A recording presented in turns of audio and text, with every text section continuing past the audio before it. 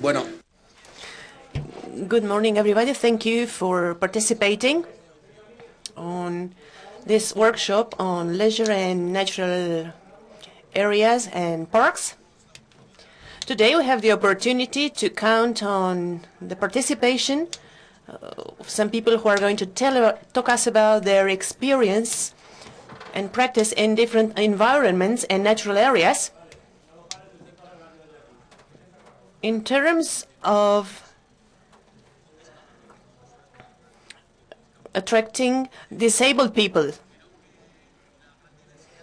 I think the diversity of the environment from which our speakers come can offer us a general image, an overview of the real situation, accessibilities in natural areas, both in Spain as in other countries such as Argentina.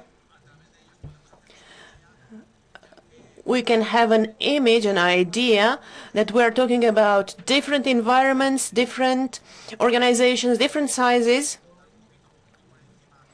I'm going to talk a little bit about the type of natural area we are going to talk about, the natural area of Aragon, so that we can have an overview on the global accessibility plan put into practice since 2009.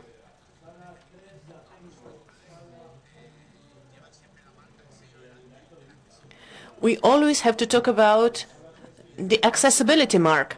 We'll have the opportunity to hear Karina talking about experience in the Natural Park of Iguazú in Argentina. They have been working on accessibility for 20 years in a national park. On the other hand, we can talk about the Greenway project, which is a very good practice. I think you all know what greenways are. I have assisted at many speeches and talks about this topic. And this is the evidence that there, with very little interventions,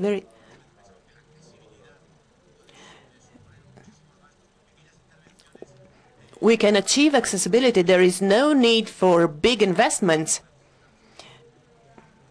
And we can offer disabled people the possibility to enjoy these areas.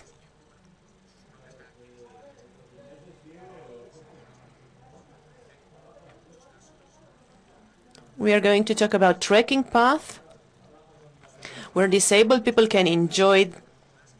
We are going to talk about infrastructures and the accessibility chain in tourism. We also have the opportunity to have Ramon, who will tell us about the experience on a kind of natural tourism specialized or thematic tourism, which is the ornithological tourism. He represents the CEO BirdLife. And when you talk about natural areas, we have to talk about urban parks. And we'll have the opportunity to hear somebody talk about good practices on this, in this respect. We'll have a speaker who will talk about the Retiro Park in Madrid.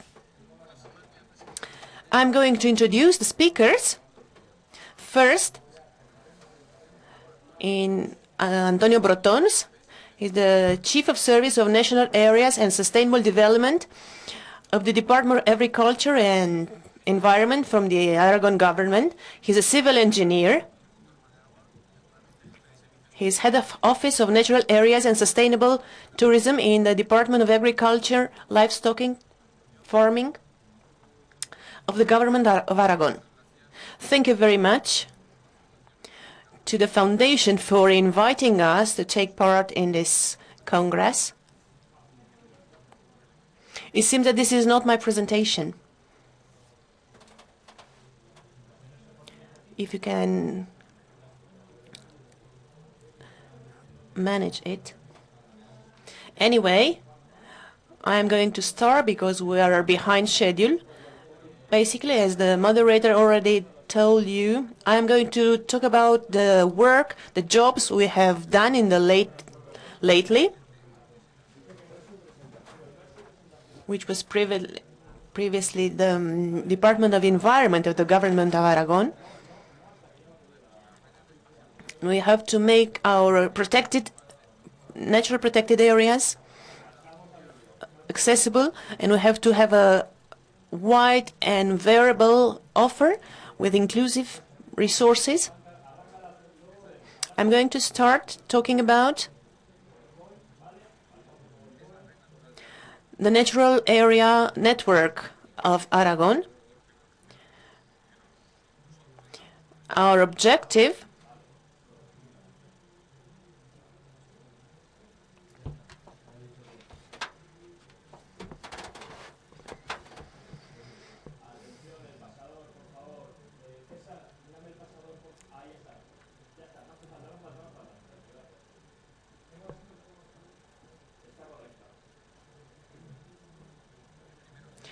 I'm going to talk about the natural network of Aragon, the benefits we can give,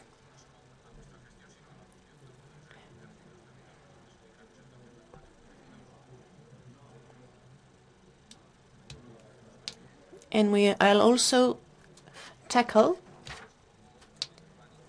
the integral accessibility plan, which is not isolated, it's part of an integral plan, participation,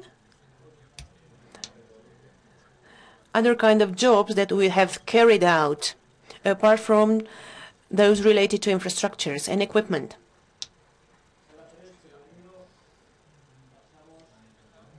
And to start with, the Natural Network of Aragon is an agency that takes into account the specific elements of natural areas. It also takes into account the 2000 natural area. It was created in 2004 to coordinate all these natural areas and to promote their image and to offer some guidelines in terms of their use. Nowadays,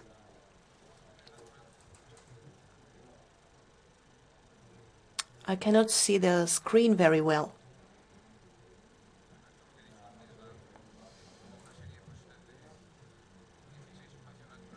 So there are 16 protected natural areas, 194 of the Red Nature 2000, wetlands. We focus on the areas where we manage actively, and we focus on protected natural areas. The natural network of protected areas, you can see it. We have a national park, 4 natural parks, 3 natural reserves, 3 protected landscapes, and 5 natural monuments.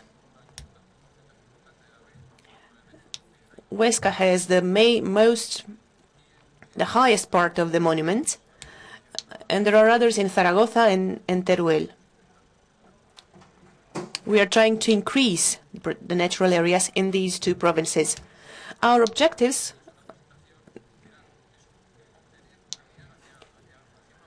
was to offer services, equipment, inclusive services, equipment, structures.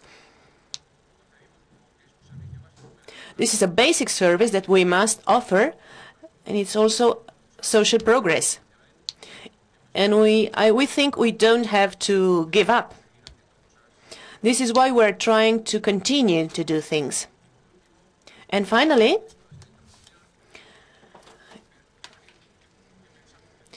why do you think this is good, apart from the social improvement? That means making accessible natural areas. On the one hand, it improves the image of the area. It contributes to the seasonalization of the tourist sector. It contributes to an increase of the market share,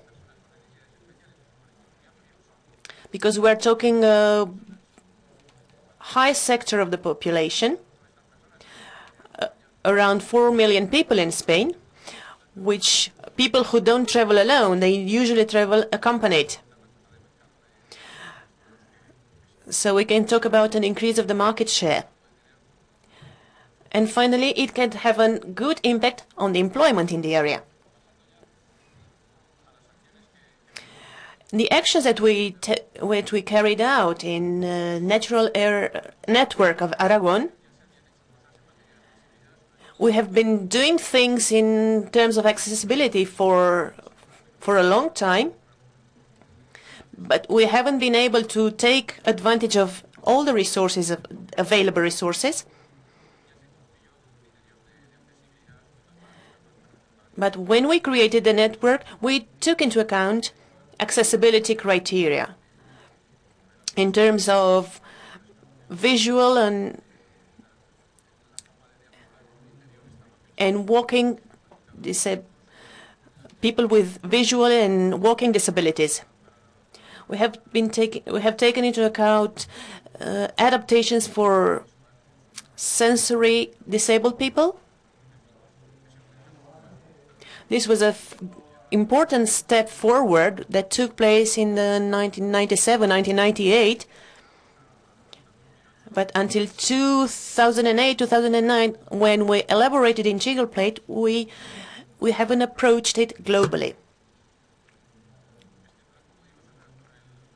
The plan was drafted in 2009. And we tried to work on accessibility, physical, communicative, and social accessibility.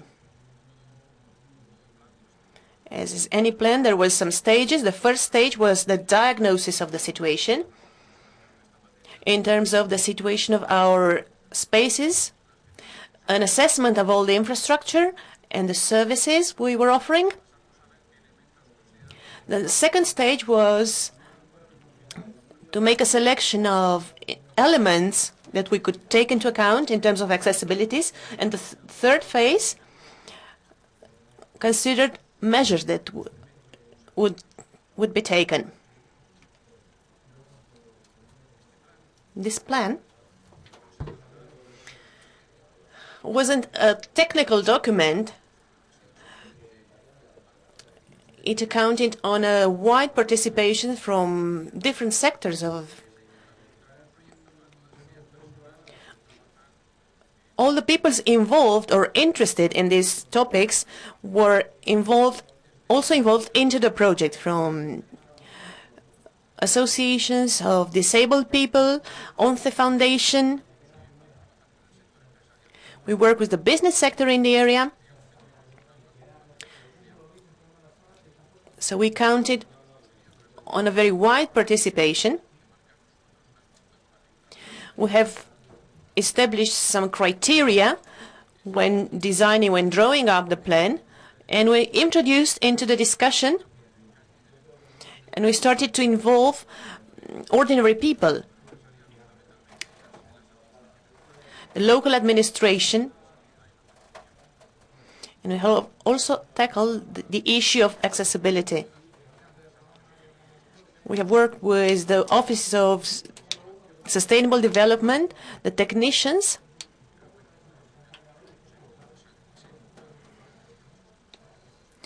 we have tried to have many sectors of life involved into the project. So we have collaborated with town halls, provinces, departments of the government, associations of disabled people, business associations, rural development groups, the Chamber of Commerce, foundations.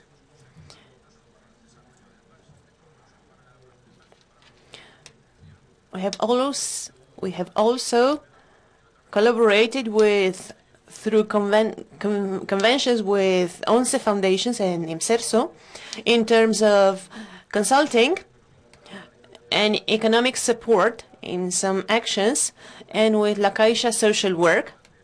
There is a limited collaboration, but it has been important. We are about to renew the convention with UNCE Foundation.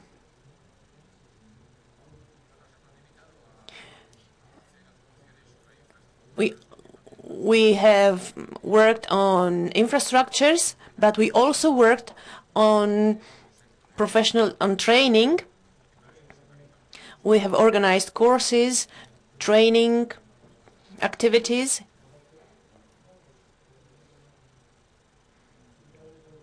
Am I going backwards? As I cannot see the slides, I don't know.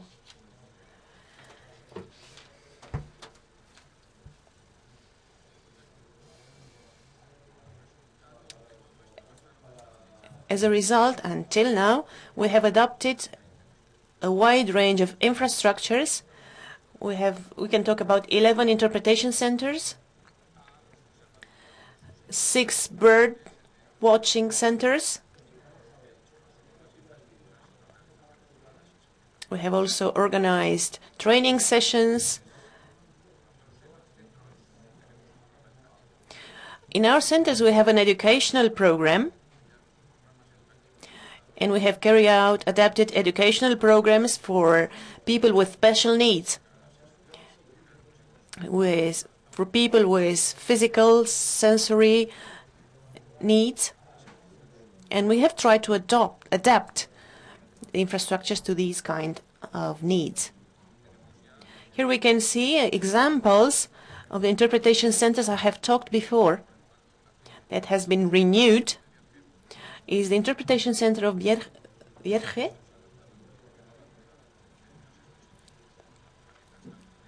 We have tactile mock-ups. We have adapted walking areas in the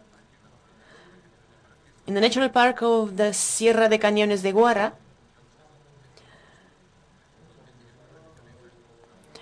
Has a wide infrastructure and a wide offer. We keep working on it. We have an accessible path, which is about a kilometer, more or less, which enables visitors to enjoy the sights. This path is shorter in the village of Encina.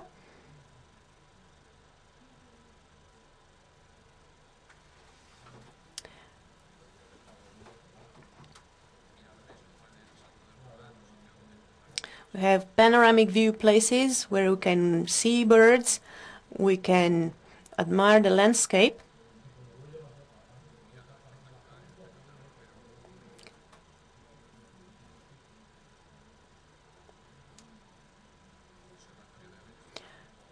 A bird watching center where we can see all kinds of birds.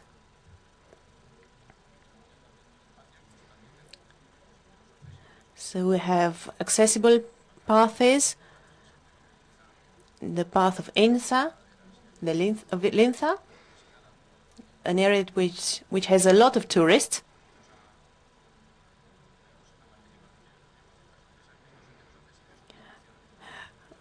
We have noticed that these accessible paths are very appreciated by all kinds of people, not only disabled people. They are very highly accepted by the public in general. Adaptation of the interpretation center of San Juan de la Peña, the center of Anxo, as you can see it here.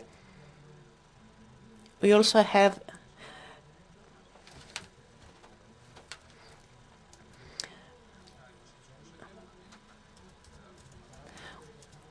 another path where we can see the field, and there are very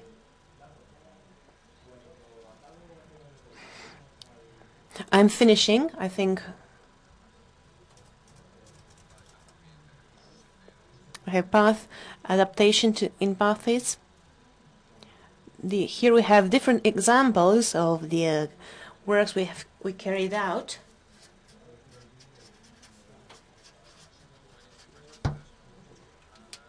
We have organized sessions to talk about, to communicate and to advertise these areas.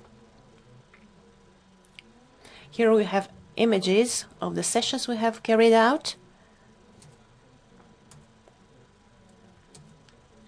And finally, in terms of training, the educational program we are carrying out,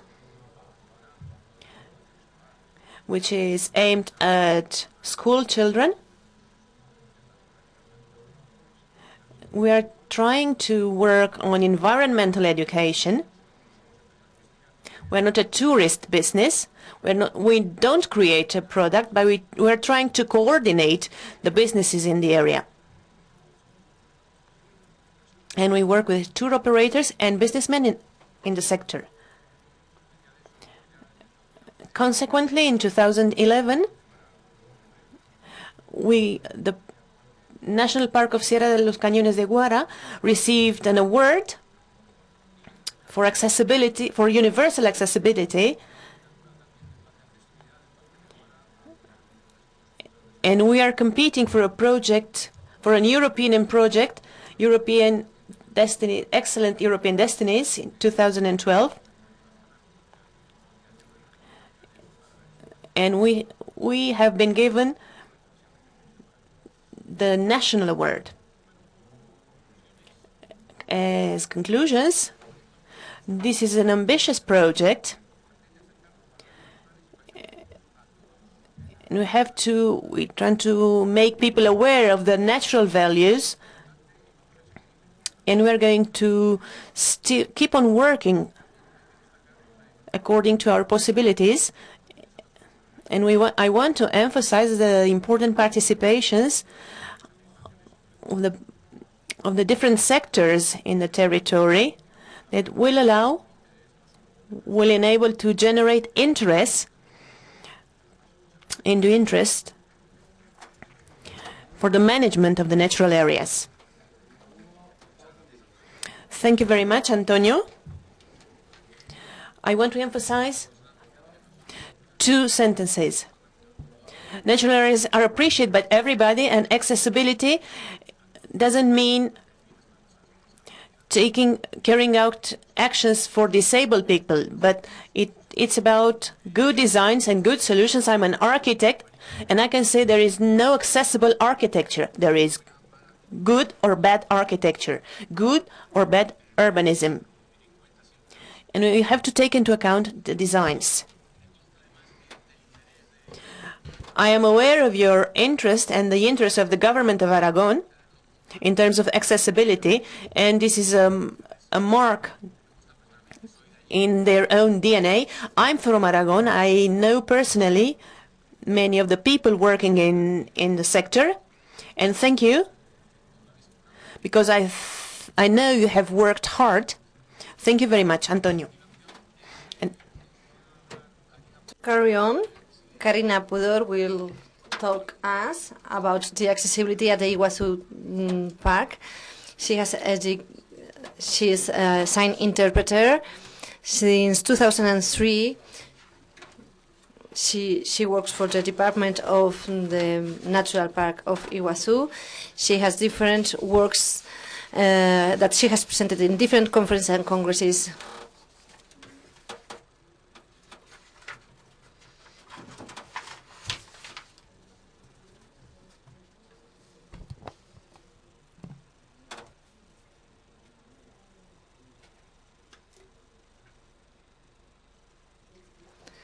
Thank you very much for letting me participating in this event and for showing you our project at Iguazu. First of all, we are going to be where we are geographically. Argentina, as you know, South America, and at the north of the Misiones province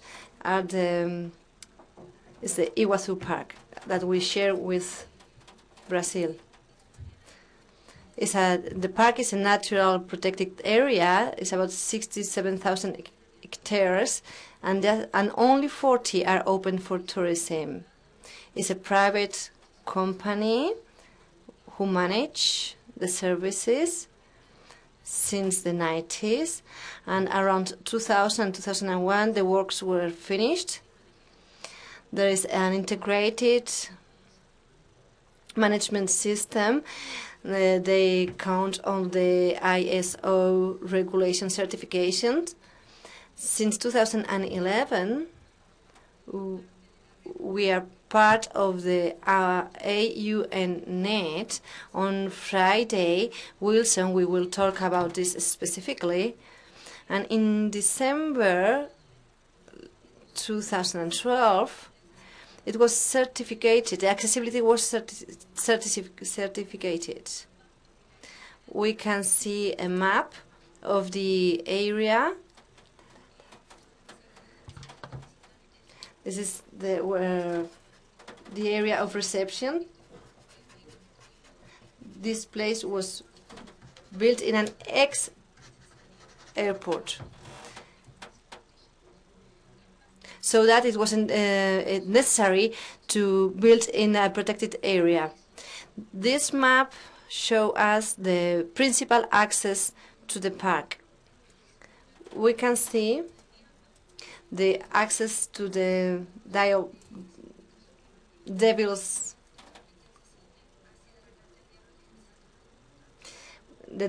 Jump, which is the most important in this area. In blue, we can see another tour. It's 600 meters. Well, currently we are working on it.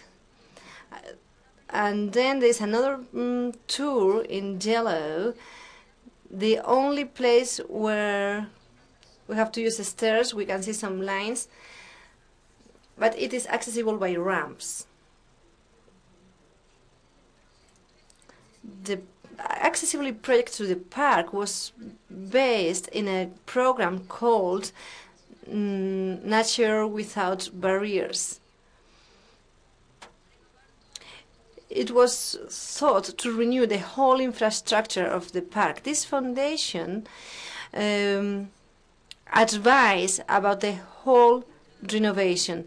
That means every building, every ramp, the access train, the tours, everything had to be accessible for disabled people. We start from that point. Since 2003, the company decided to create the accessibility department. We are going to see some images. Those are images from the interpretation center and the restaurant. Those are examples of all the access from the commercial centers, patios. All of them have ramps. There are always ramps to access. The wideness of the doors allows the use of wheelchairs, of course. Another characteristic of this park is that it has 3 kinds of floors, so that people can know where they are. This is very useful for blind people. There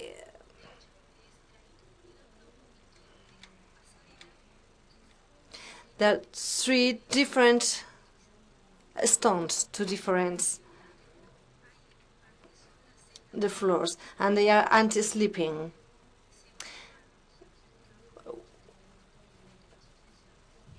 We don't have tactile tracks because, well, that was evaluated with different associations, because we were evaluating if it is necessary to go with an assistant, and if it is necessary to go with an assistant in some specific places, because there are many obstacles that maybe cannot be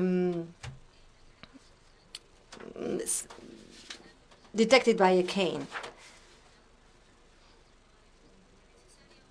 The services count on all the necessary infrastructure, because the park was built during the 90s. By those time, toilets were built inside. Nowadays have to be outside.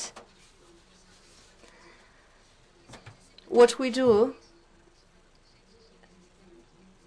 is that we allowed to go in with assistance. The telephone cabins are also adapted. Well, it's not used anymore.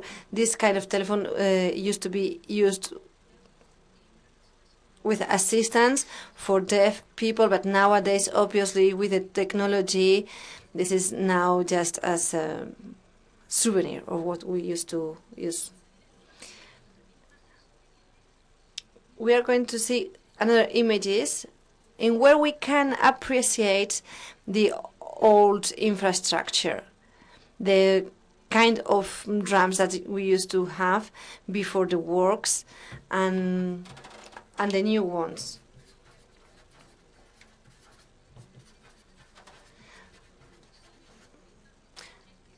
We can see as a devil jump the different kinds of handrails used in 2 levels.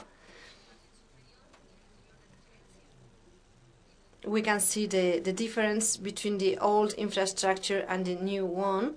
They are protected, so people using wheelchairs are saved, and also is safe for children, because this jump has 80 meters.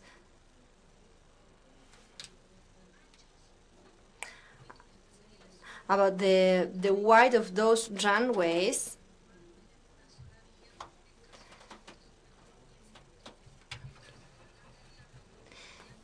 in the footbridge of the devil jump has 1 meter and 80. About the levels, the percentage is never more than 6%.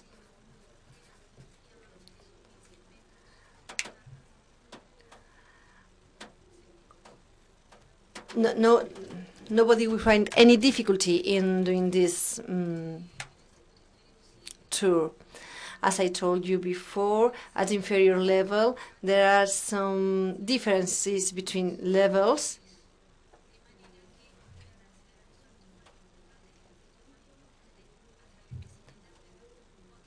So that which is access, it can be accessed by wheelchairs also. All of the incomes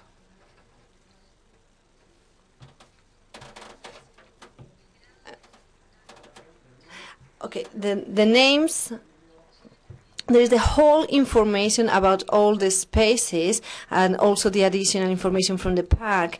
We use Braille in Spanish and English. At the interpretation center, we can find a tactile model where all the tours and circuits are very well explained.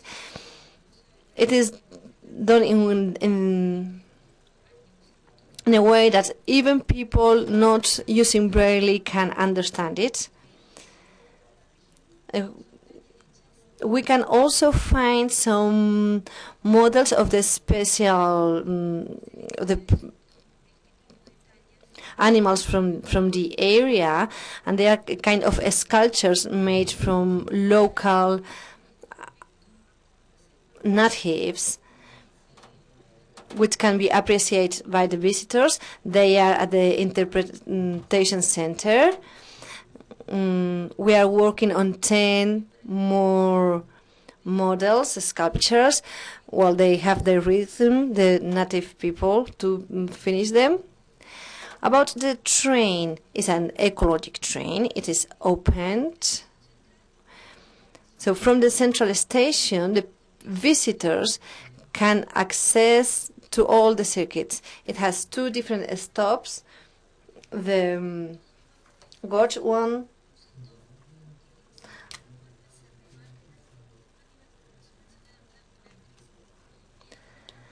it is also accessible for people with wheelchairs. If we know with anticipation the number of the group, we can be even more helpful. The company has specific wheelchairs adapted to the path, and also all these services are free. About the training of the staff, our staff has to know a second language as well as the sign language.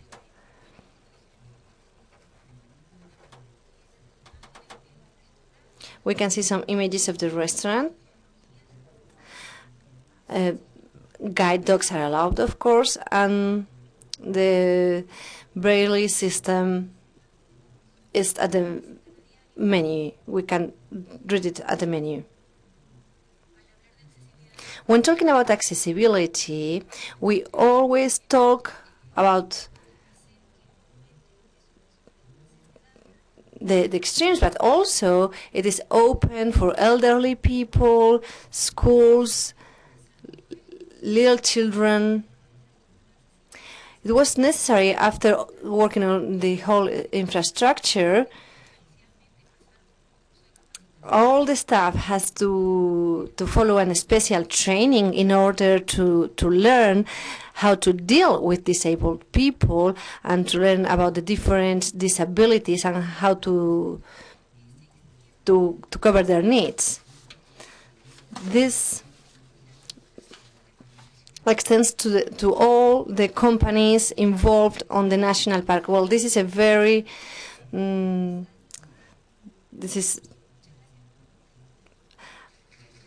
well, thank you very much.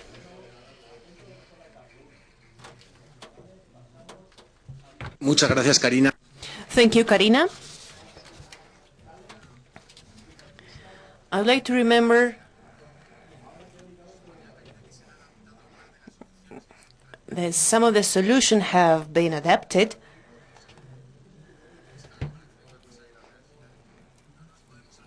But we cannot forget where we are. We are in natural areas, protected natural areas, and the main objective is to protect and respect nature.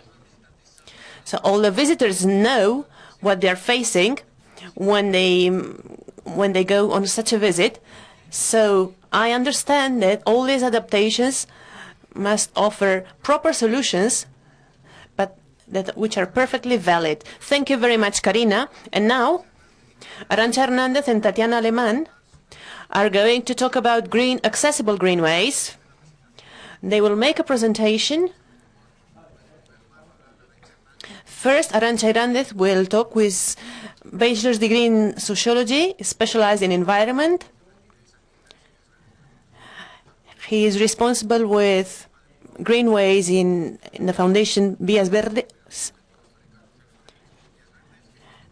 He specializes in project management. Arantxa, thank you very much. First of all, I want to thank ONCE Foundation for inviting us to take part in this important congress, and INAT, of course. And we start. First of all, I'm going to explain a little bit what greenways are and their potentiality in tourism for all. And Tatiana will then explain the project in details, the project we are working on in details. As I was saying, this is the scheme, this is the outline of the presentation. I represent the Foundation for Spanish Railways, which is a public foundation depending on the Public Works Ministry. It was created in 1995 and it has to do with everything related to railways, sustainable transport, and one of the working area is the Greenway program, and we are in charge with the coordination and consulting of all issues related to greenways. It was created in 1993, and the main objective was the recovery of old railways that were not being in use and transform them into ways for cyclists. So in 1993 we have been given the assignment to carry out a study to assess the potential of these railways. This is an important heritage, And we started to think about what other countries were doing. We're talking about ecological recovery. And 20 years afterwards, we celebrate this year. We have 2,500 kilometers of greenways in Spain, on the peninsula. We have recovered many greenways. We have bridges, tunnels. That it was something very important that we could use.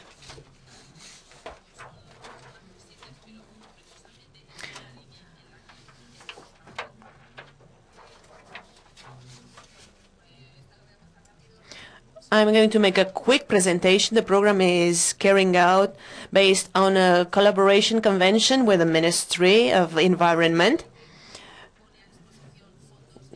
which is in charge with the finance.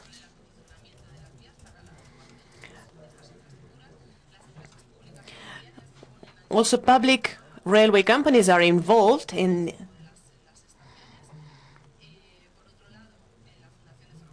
So, on the other hand, the Railway Foundation promotes the program.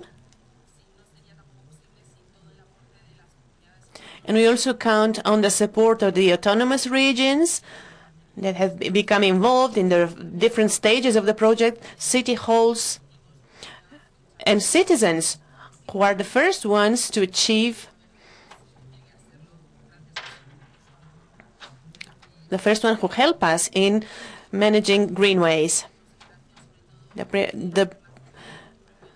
We received the prize, an award, a few years ago, and we want to emphasize the Habitat program on good practices of the United Nations, which encouraged us to continue with the project and to disseminate it as good practices. This is where we stand now.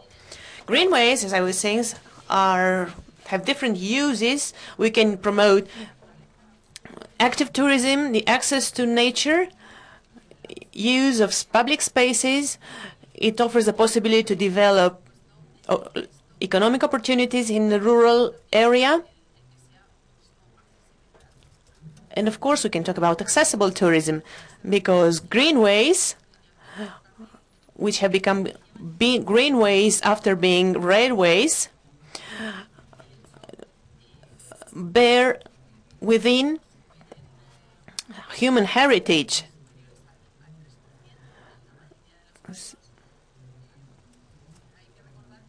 We have to remember that Spain is the second country with mountains after Switzerland. So having this kind of infrastructure is very important so that all the people can have access to nature.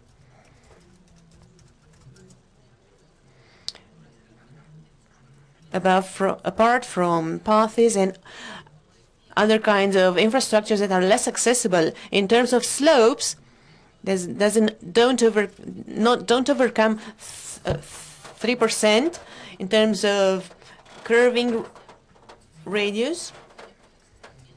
You can see photos during the presentations so that you can have an image of the degree of accessibility.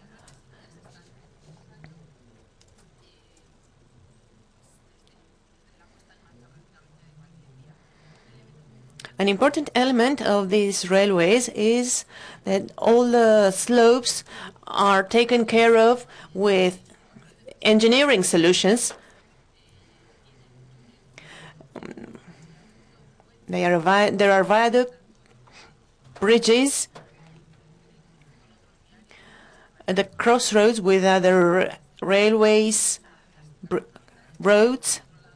Safety is an important feature.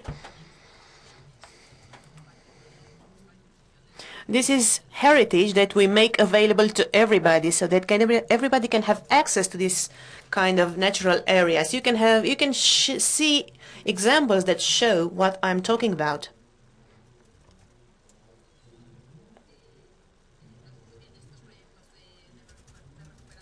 In this recovery project of old railways, viewpoints have been created, resting areas have been installed.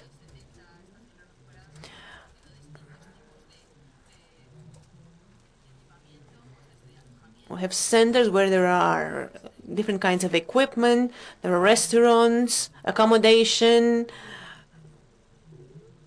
bicycle renting, a swimming pool, as you can see an example of the center in Ambite, in a greenway in Madrid, where we have adapted bicycles, swimming pool.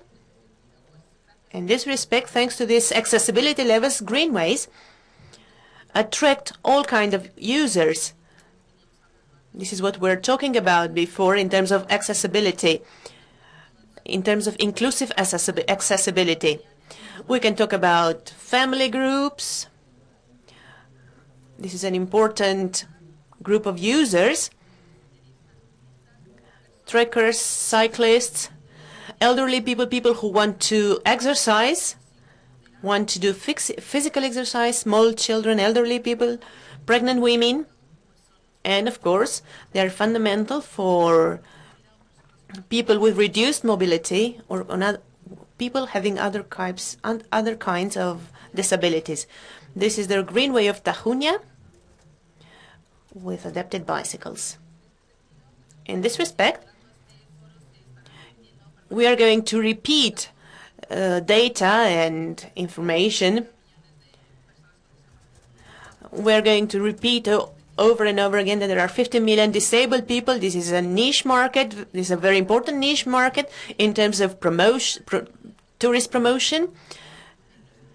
So in the projects we are working on, we include accessible leisure, such as the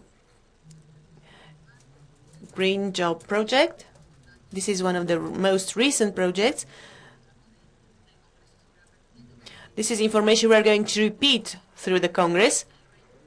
We have to talk about greenways in the UK, where disabled users represent 6% of all the users.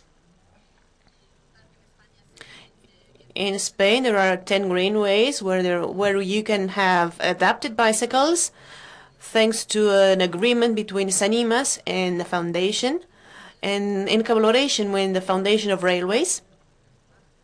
You can see some images on the location, and I can show you this guide on good practices and recommendations of greenways. I can recommend it to you. I'm finishing because my time is quite almost over.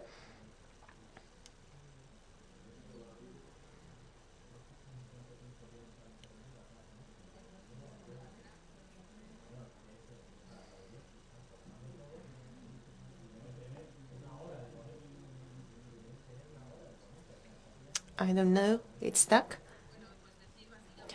Basically, I wanted to say that this is a big potential, great potential. The 2,000 kilometers are not totally accessible, but we are working on it. We are working on accessibility, and we are going to have a more real overview on accessibility, something that we have to take into account for the future when creating an accessible tourist product. So I wanted to show the guide on good practices,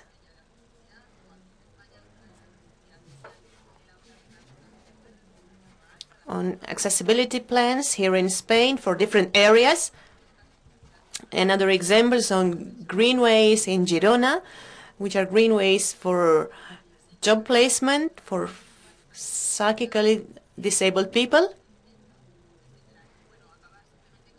I want to finish with these photos, and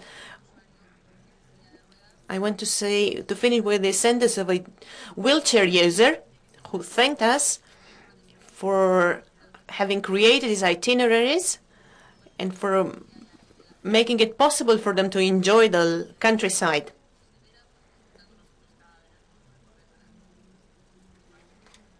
I give the floor to my work colleague. Thank you, Arantxa. Thank you for your presentation on greenways. Tatiana Alemán will start now. She's an architect. She's a technical director for the platform of state representatives for physically disabled people. She's a member of Accessibility Commission of CERMI.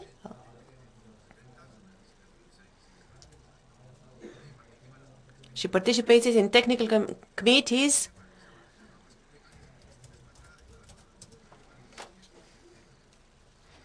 Tatiana, please. Thank you very much. Thank you for inviting me. I will shortly tell that the organization I represent, we reunite people with this physical disabilities, and we formed by 3 associations.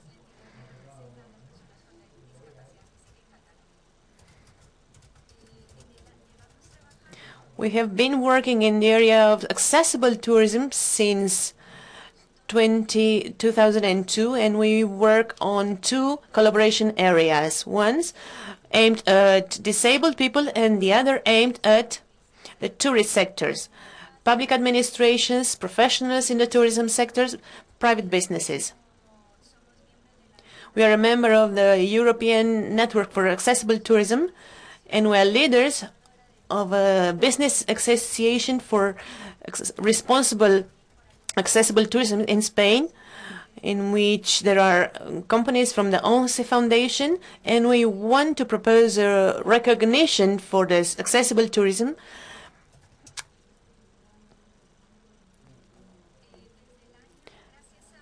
Thanks to collaboration with 2 foundations, ONCE Foundation and Vodafone Foundation from Spain, we have analyzed the Spanish tourist offer, and we made a diagnosis in terms of accessibility in more than 2,500 tourist establishments in Spain, who are the most accessible, and they are present in some guides that we have published on accessible hotels, restaurants, museums of interest. And we also collaborate with other public administrations, as Tour Galicia, Madrid Visitor and Convention Bureau, the region of Murcia, the government of Castilla y León, and others. Which is the methodology to analyze accessibilities in venues and tourist resources? In 2002, we integrated a multidisciplinary team where all associations of people with disabilities were represented, and also professionals in the tourist sectors. We created an assessment system using checklists. This checklist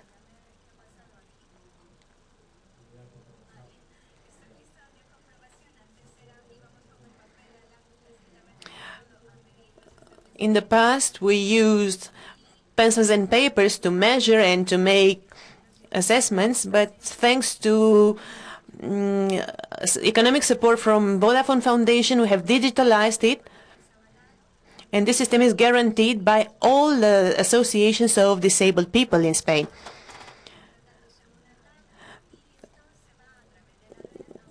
We compile the data in a tablet, and then we send them to a database.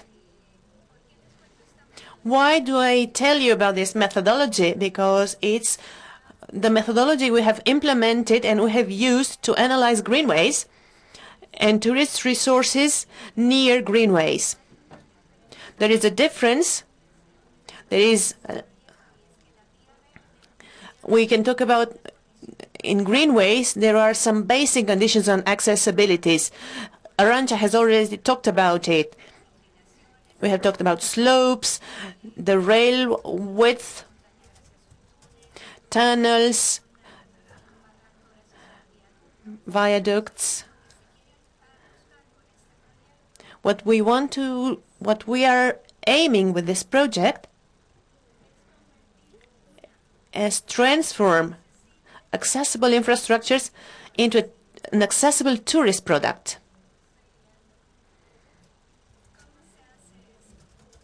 How can we do that? We approach it integrally. First, it was an initiative we have been working on with the foundations of Spanish railways since 2010, and the foundations worked with the managers of each one of the greenways. This is an initiative where both the foundations and the managers, which are city councils, provinces that manage these greenways. We also have to involve small and medium enterprises and the private sector, and we have to explain to them the possibilities and the competitive advantages in accessible tourism.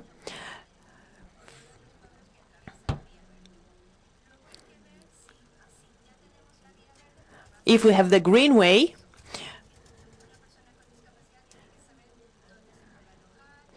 but we also have to offer accommodation, restaurants, leisure activities. So with this project, what we're aiming is to offer information on all these kinds of resources. And finally, as Karina have mentioned, it is very important that once we have the adapted facilities, we have to complement the services with trained staff that is aware of the needs of disabled people. So to close the cycle, now I can sell myself as an accessible tourist destination, and this is what we aim with this project. This project has two pillars. One that is aimed at users, and one is aimed at greenway managers. All the tourist resources that we have audited, eco-museums, renting businesses that offer guides, have to present the information to users, and we can do it on a website. And on the other side, we have made a diagnostic on accessibility in greenways. So we support the team of engineers of the Foundation of Spanish Railways. We have trained them in accessibility, and we have created a methodology to analyze accessibility in greenways.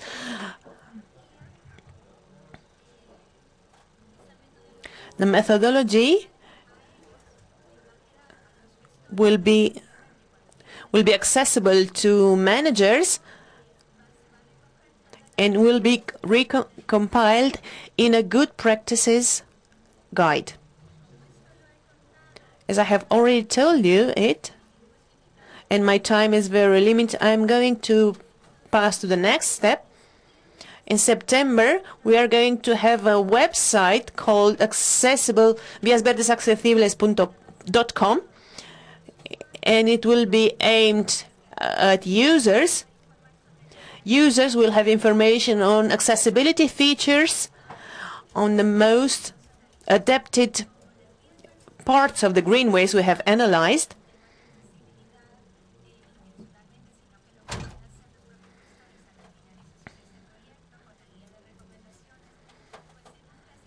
We have classified greenways and the parts as fit for people with reduced mobility or not fit. We cannot say they are 100% accessible, at least for the moment. And then we have published all the resources we have analyzed in the greenway. I want to emphasize that the website will be accessible for visually disabled people.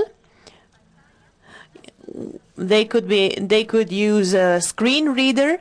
All the graphic resources will be accessible, and it will be adapted to any kind of mobile device. I will be able to use it from the computer or use it with other device. Usability is also accessibility for all. And to finish, I'm sorry.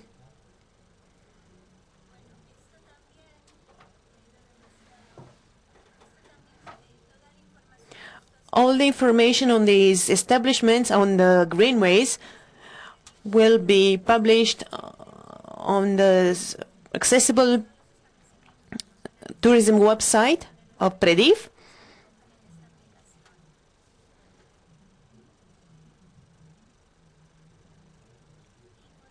And finally,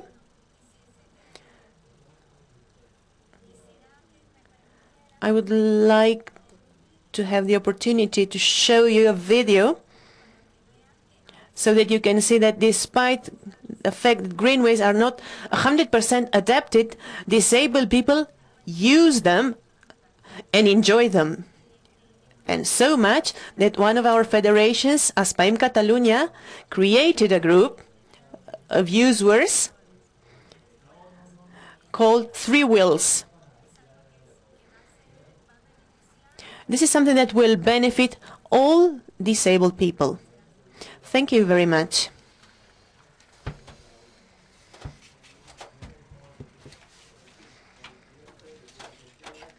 Thank you very much, Tatiana.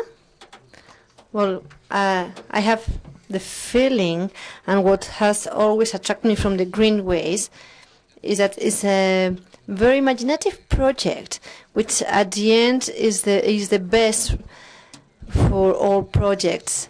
But in terms of accessibility, this imagination gives solutions, or cheaper and more appropriate solutions. In this case, you were making use of existing infrastructures. When we continue with Ramon Martí, he will talk us about ornithological tourism at the wetland of the Quixote. He has a degree in biology. He's working now at the Seo BirdLife since 1991, and he's the director of the territorial coordination, working on the policies and ornithological tourism in Seo BirdLife. He's coordinator of several international courses and IPOD from Seo BirdLife. Please, Ramon, whenever you want. Thank you very much. I'm sorry because of my voice is due to the air conditioning. Well, I hope I'll be able to tell you what I wanted. First of all, thank you very much to the organization for letting us telling you about our work. But because we think it is very interesting to bring it here to this forum. First of all, this is an NGO to preserve nature using birds as tools and communicators. They are very good communicators, and also is very motivating because they allow us to approach nature. They are very easy to identify, to hear. It's a very important resource also for tourism. We are involved as a conservationist organization in this kind of touristic issues, trying to preserve birds, but also we work with consumers organizations and volunteers. We are working on the demand of the nature tourism activities with a sustainable philosophy.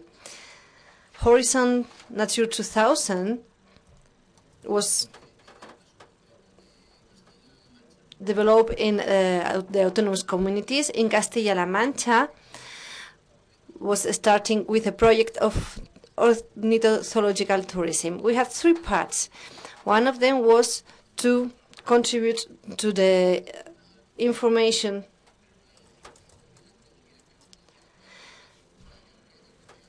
Red Natura 2000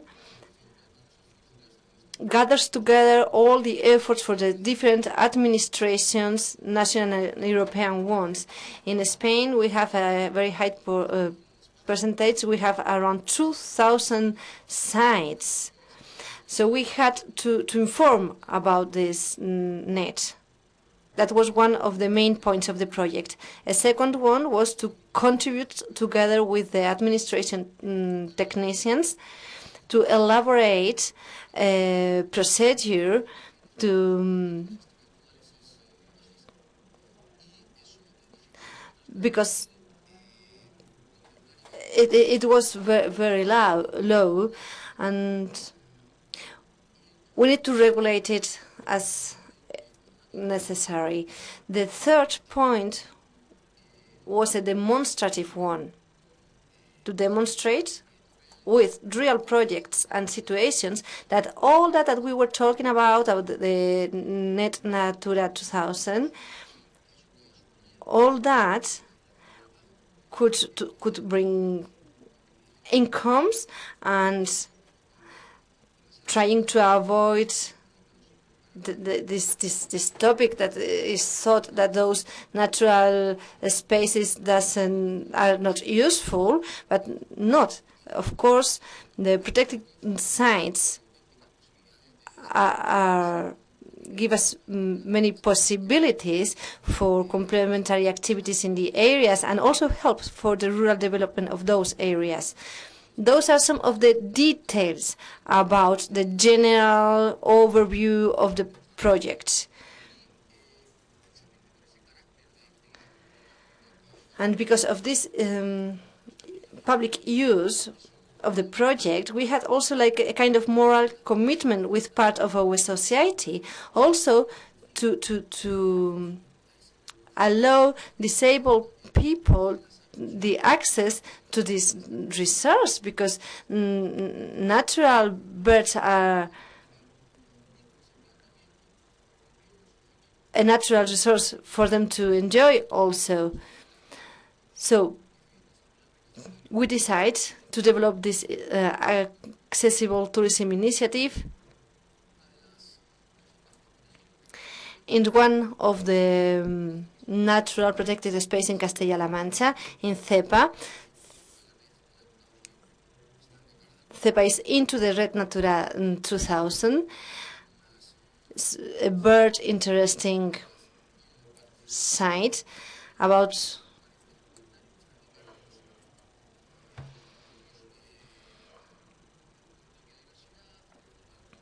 which are the natural interest. We choose the wetland of La Mancha, which is a very rich area.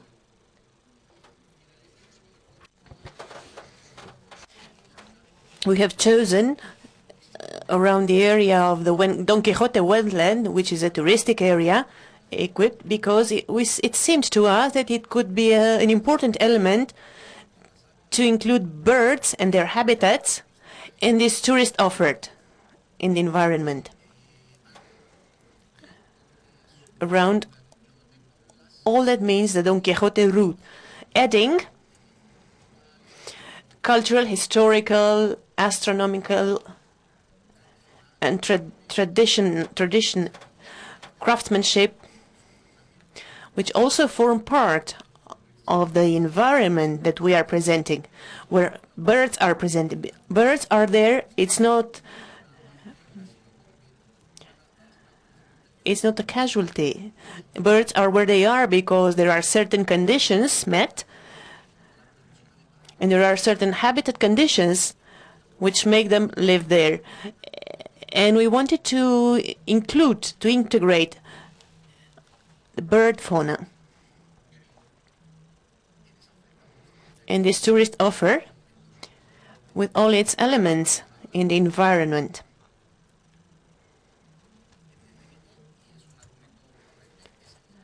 The initiative enabled us to offer public administrations and businessmen there a differentiated tourist product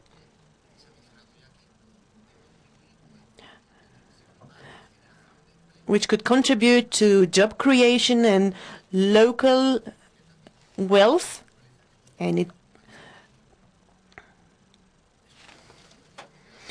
these were one of the general goals of the project, and I would emphasize the one that you see underlined. The wet La Mancha is well known in terms of ornithological tourism at national and international level. There are areas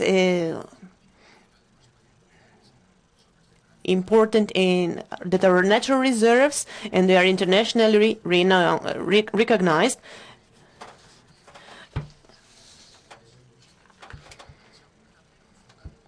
And we wanted to focus the tourist interest in La Mancha to a specific segment of population, and it could respond to a new demand. Obviously, we have counted on the local population, which is a basic thing in this kind of activities. Sustainable tourism is not considered just on far countries. We have to take it into account in the area where we live, and we have to take local population into account, local companies, local businesses. How did we do it? We promoted the La Mancha initiative within the framework of the project, and we wanted to draw the attention to the fact that capturing sensations conveyed by a natural area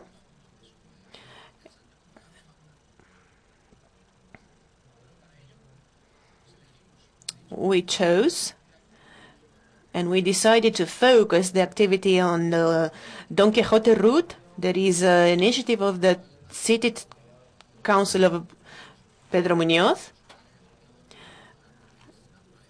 where there are the wetlands of Don Quixote, and this is where we started our offer. We designed a circuit of more or less 140 kilometers,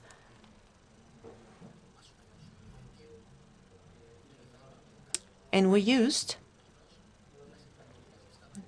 the existing infrastructure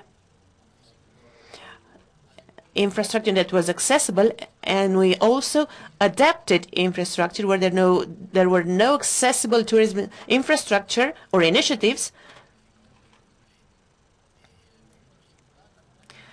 The route is circular, and its center is focused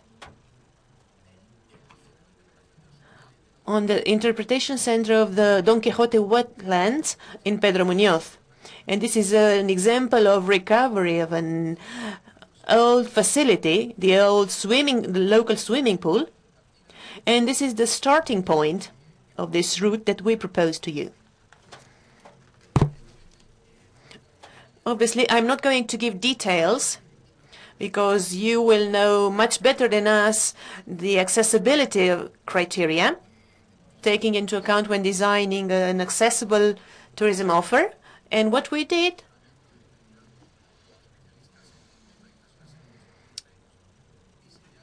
was to design or to complement the equipment of the route with some specific actions in some certain areas.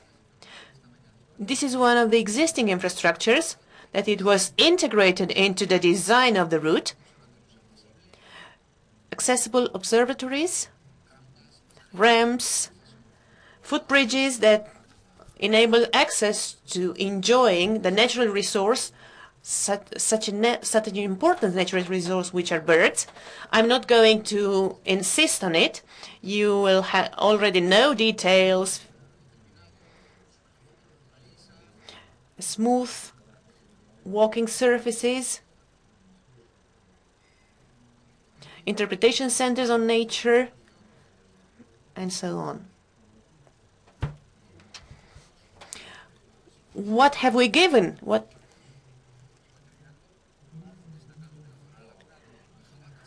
In the Mahabaka Lagoon, the footbridge was adapted. You can see details in order to offer a new space with accessible infrastructures to complement the existing infrastructure in the environment, signposting, equipment. We installed signs for tracks for the wheelchairs.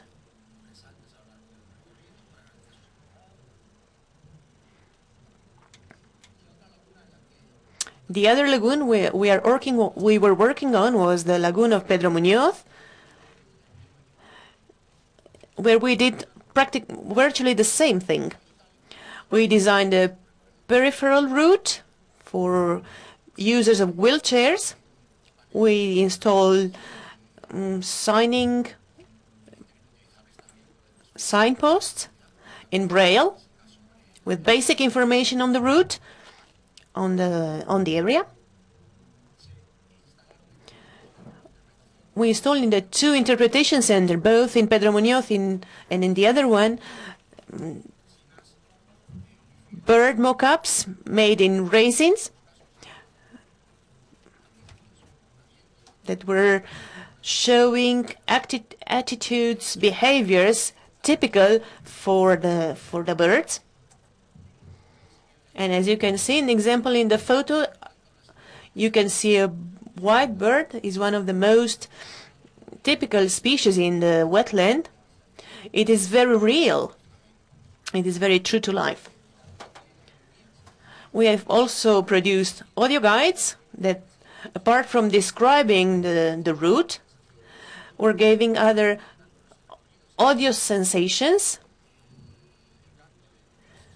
with the bird singing of the species that you could see along the route, and other elements in the environment, such as insects and other elements.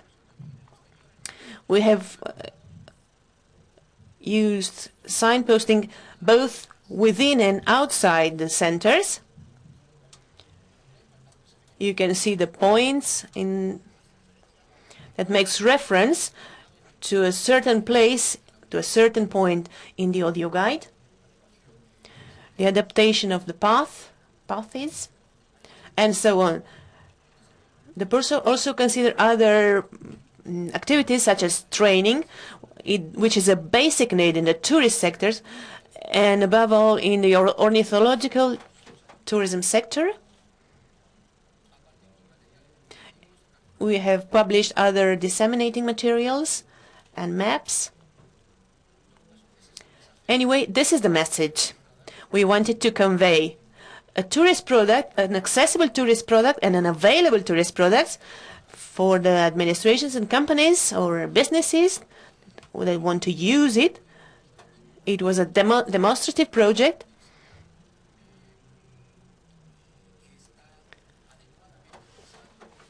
We wanted to show that it was properly thought for the sector, and that the professionals in the sector should know the infrastructures and should use them,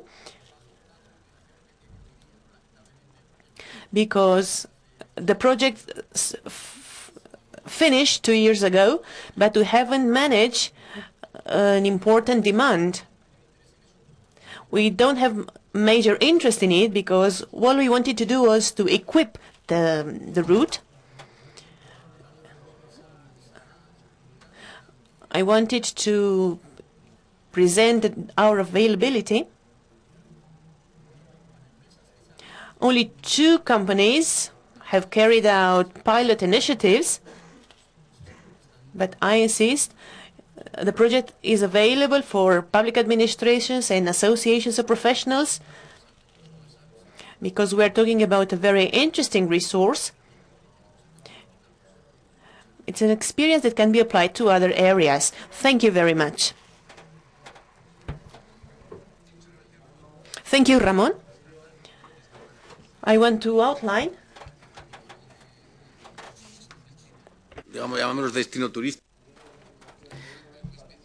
those are nature places very specific and related to birds So these solutions are not specific for people with disability. Yes, of course, the braille panels and the audio guide, but the audio guide can also be very useful for people with difficulties to read. I always remember when I was at the Natural Park of the Tablas de Daimiel, I was really surprised by the bird observatories in 2 levels, and it was not only this for disabled people but also for children. So are solutions for everyone, really. Thank you very much, Ramon. Next page is about the Retiro and Madrid Rio. Our next speaker is Patricia López Care. She has a superior degree from the University of San Pablo in Madrid, specialist in tourism. She belongs, among others, to the Association of Natural Parks and Public Gardens. Patricia, whenever you want. Sorry, I stand up. If not, I wouldn't see anything. Thank you for the ONCE Foundation.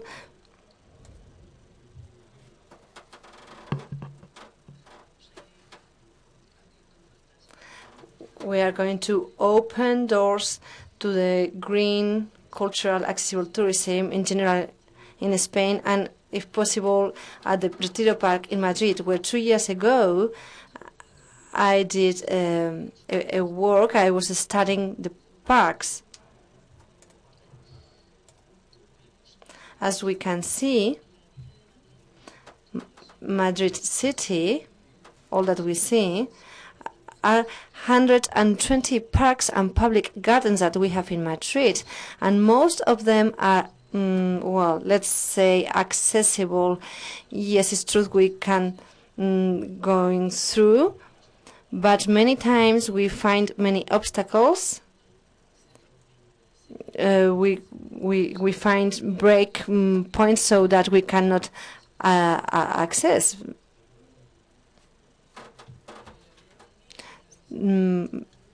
Madrid city has many guided visits, and the demand is increasing of this kind of adapted visits.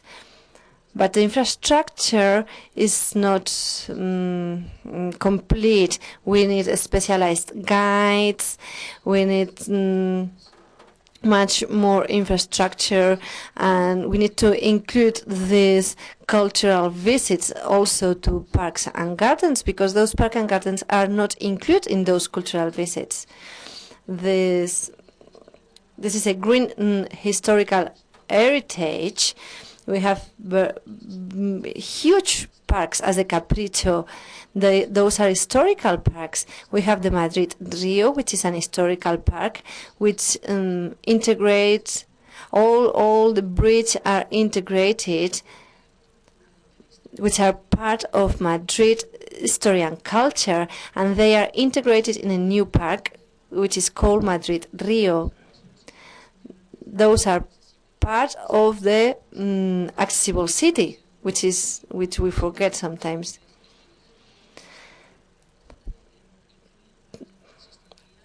Sustainability of the environment and social inclusion, of course.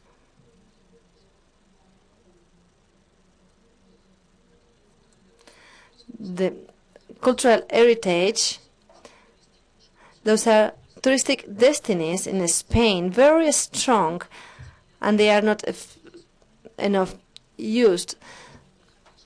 So if we include these gardens in the touristic route, is a plus for the city. Madrid is culturally open, as an open city to culture, sport, as an accessible city, but many times we forget about our gardens, as the squares and all of that,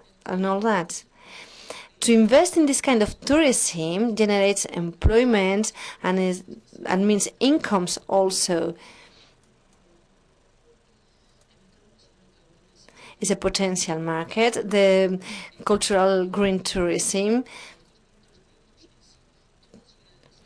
Every city, especially Madrid, we could say that touristic activity is the same of attracting tourism. So culture, buildings, monuments, all that is heritage, but we need a cultural management and to planify the routes and the workshop inside these parks, which will help to the conservation of the parks. And this infrastructure will allow sustainability, and we have to include the communication with it. Am I speaking too fast? Yeah. Well, as I was saying, many times we lose the inclusion, and we find this, how to break an accessibility chain. Well, it's clear. The same resource, the same fountain in the same park with 500 meters of distance. We can see one of them is completely included and the other one is not included. So someone in a wheelchair could be impossible for him to access the fountain. So it's very important to planify the allocation of the accessible elements. The tourism market for accessible gardens is very important. It's important the buildings about the social integration, inclusion, health, less depression, small gyms, areas for children adapted. Yes, we can see that more and more in gardens, but to approach the history through monuments, accessible routes in a whole. About economic incomes and to improve the image of the tourism, quality, safe, warranty, increase of the accessible tourism market in cities, accessibility of gardens, management, employment, green employment for everyone. There are many places in Spain, for example, in Malaga, I know that there are some workshops for everyone to learn not to be mountain guides, but how to maintain the parks. And this means employment for all guides and signs interpreters, at least making easier the understanding. The bee fauna exists already at the Retiro Park concerning birds, but also there are some routes in Madrid Rio in where we can listen and identify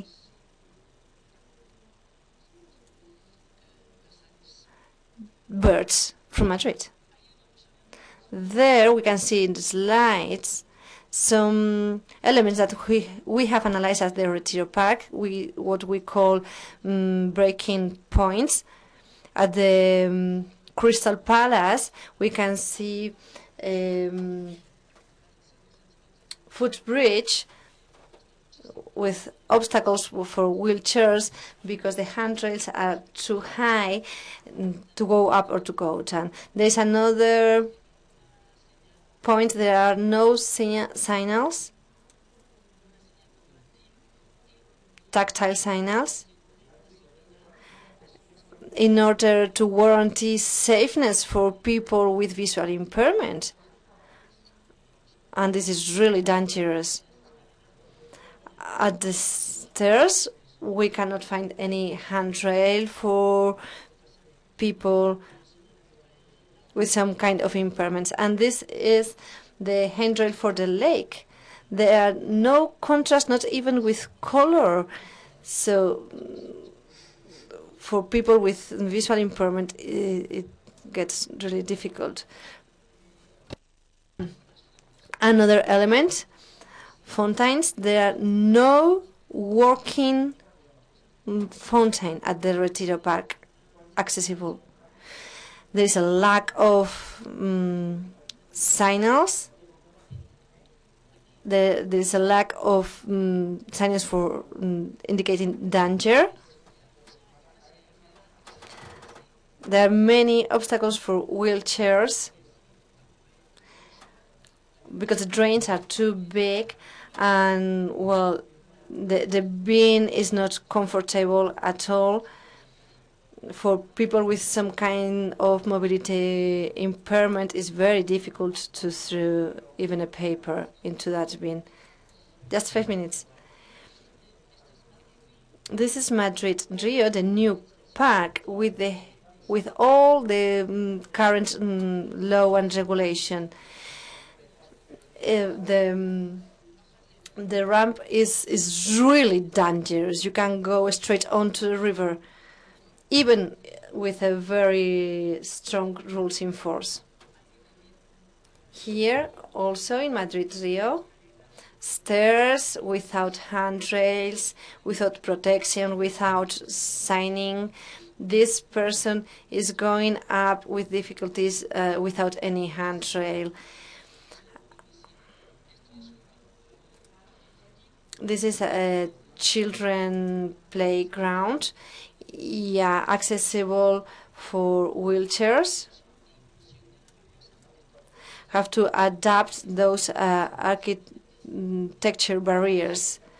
We need them to be functional and effective. Well, we can see at the Retiro Park some wheelchairs around. Another problems. We have some talking about interpretation. Yeah, interpretation is fantastic, but just with a ramp that would be accessible for everyone.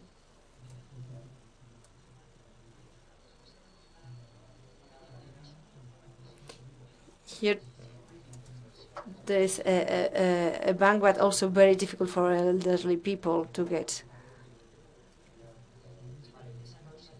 To revalue the image of Spain as accessible tourism, those networks are open for the good and for the bad.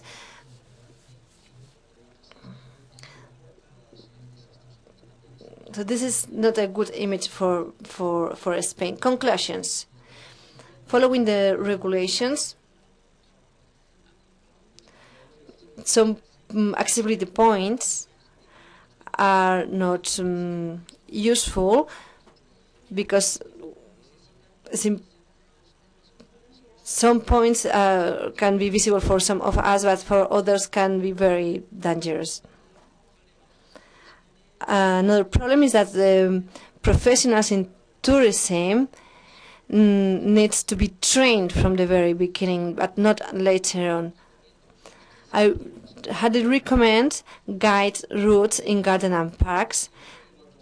It would be sustainability and maintenance of parks, about the techniques, how to maintain them,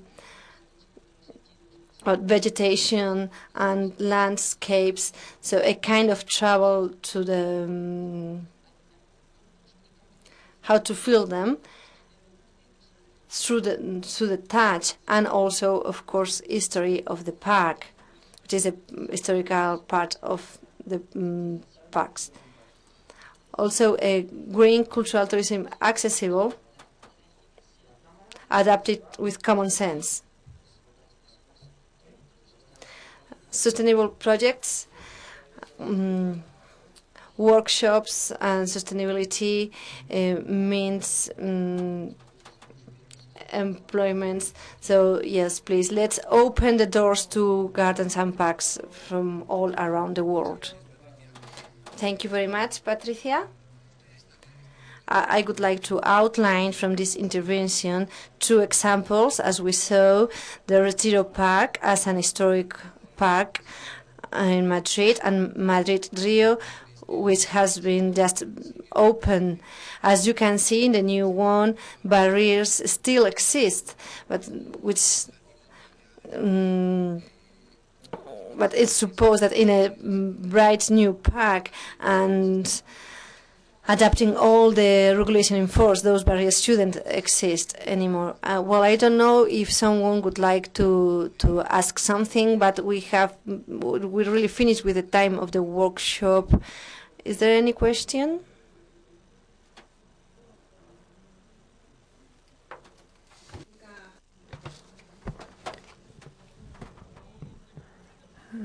So Natural Path is a program of the Ministry of Agriculture, Food and Environment, in which actions, greenway actions and other ways are integrated. So Natural Ways is complex.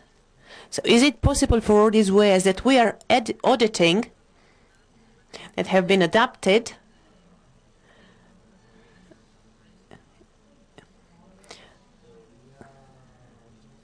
I'm asking whether you are adapting natural ways that are not greenways. No, we are only adapting greenways. Anyway, the methodology would be useful for a greenway or for any other kind of way in nature. So it is easier for greenways because there are already some minimal conditions met, but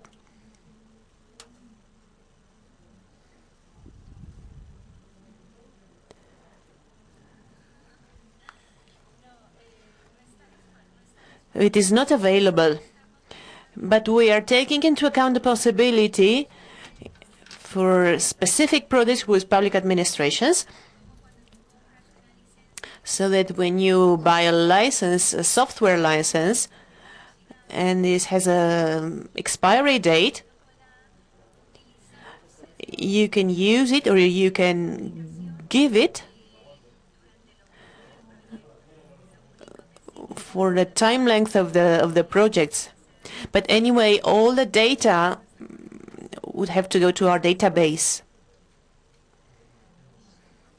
I don't know whether there are any more questions.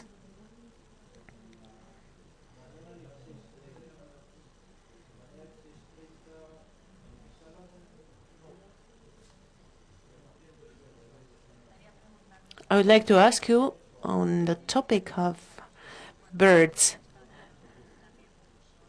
You have carried out training courses, but then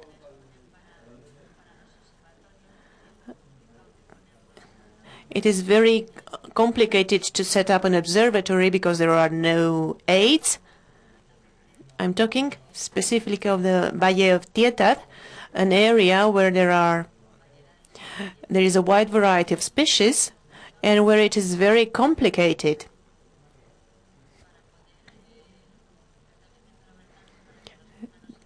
To set up an observatory, especially in Pedro Bernardo, because the administrations don't have any money, so there is a problem. I would like to be able to set up more observatories or other tourism initiatives. It was a project that we started with this aim. But this is what we are. We are an NGO. We have limited resources. We don't have the economic ability to be part in other activities in other parts of the country. In terms of training, we prepared an online course with the Da Vinci Agency for ornithological tourism. And this is an available product for everybody who can use it. But in terms of infrastructures and equipment, we have limited resources.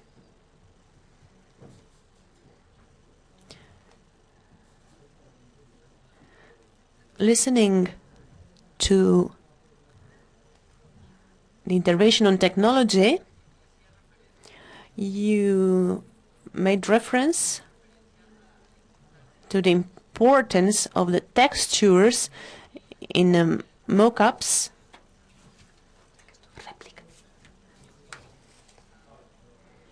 In terms of ornithology And we should try to see how to use textures of the sculptures of birds so that we can convey with people with visually impaired or disabled people to explore these kind of things. There might be an advantage. So luckily, feeders you can find almost anywhere. So you can complement the body with materials that offer you the possibility to touch something which is real. But the feathered copy would be different. We have to avoid the use of real animals. Last question to finish. Relating to the online course on birds. I'm a guide. I'm a tourist guide.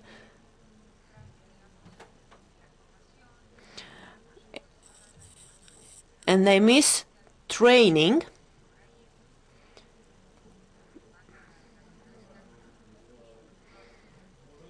because guides offer guidance on what they see.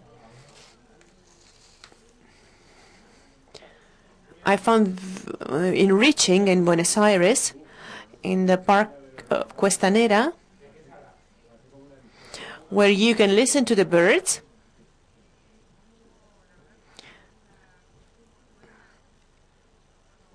and it was highly accepted because it was, I think it was my first contact with blind people, and at the time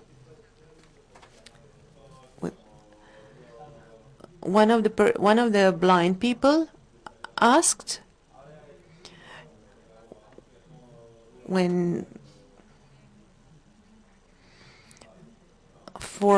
asked about the features of the nest.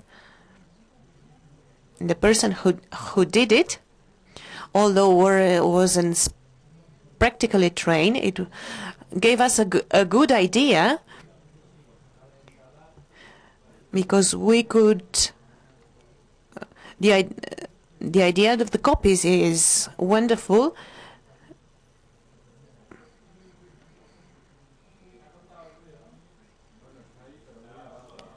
And I think it's a good idea to use the knowledge in this area.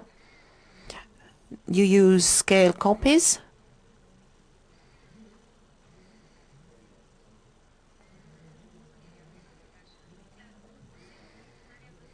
So we're talking about protected areas. We can't use tree trunks. There is a path, a very short path, that connects the train station, and in this path you can touch real things, but we cannot even use pieces of fallen trees. We cannot use real animals. So in terms of texture, the best thing we can do, the best thing we have found at the recommendation of blind people, was to use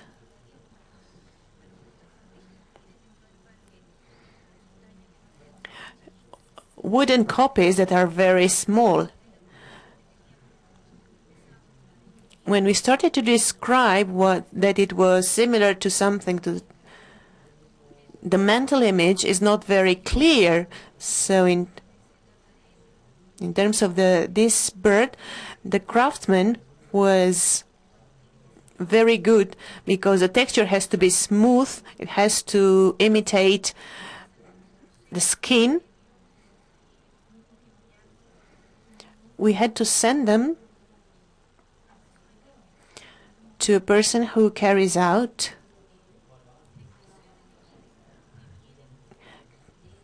chemical impregnation.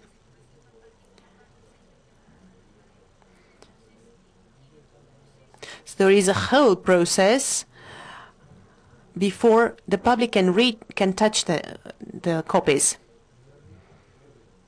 Is there any training possibility in for the national parks? This is a private company that has been given the management of the park.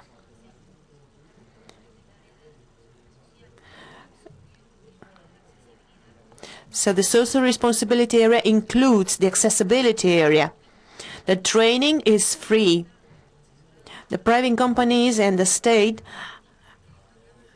has advised other organizations.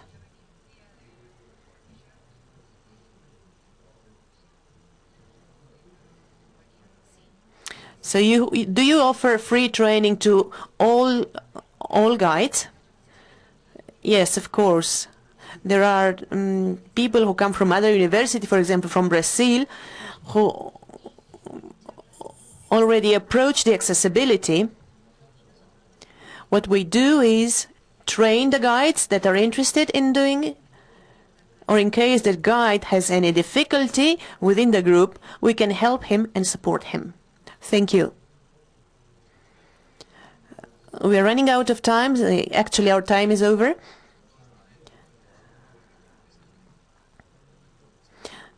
So, thank you, first of all, the people at the table for their presentations. I think it has been very interesting and it has given us an overview on the natural areas.